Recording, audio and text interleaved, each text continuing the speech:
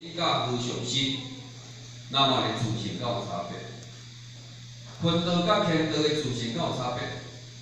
敢有？无啦，无分哦，身躯有分尔，灵性无分。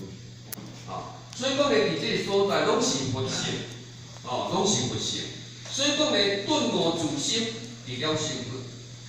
所以当下咧，即个五祖传入六祖了后。伊毋是讲好奇自性，本自清净；好奇自性，本不动摇；好奇自性，灵性万法；好奇自性，本不动摇；好奇自性。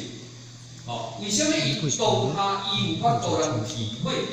因为伊去达到灵心见性自性，它是不生不灭，它是如如不动的。只是要用的时阵，降力随通，无了后就是为了着伊的整体。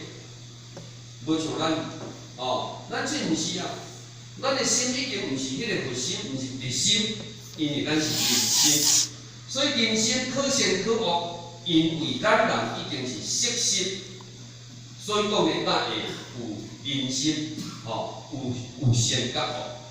如果若是已经达到这心，唯有呢，就是干那顺风无限。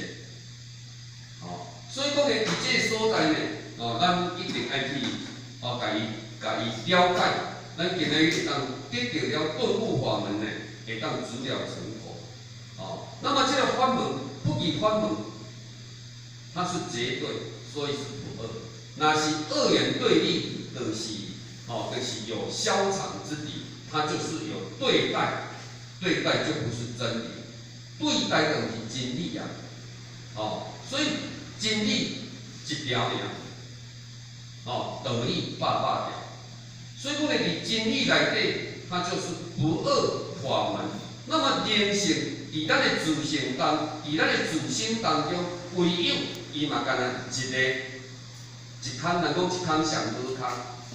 所以受名师一指，无非就是互咱知影灵性的出入，这叫做正阳门，叫做不二门，叫做不。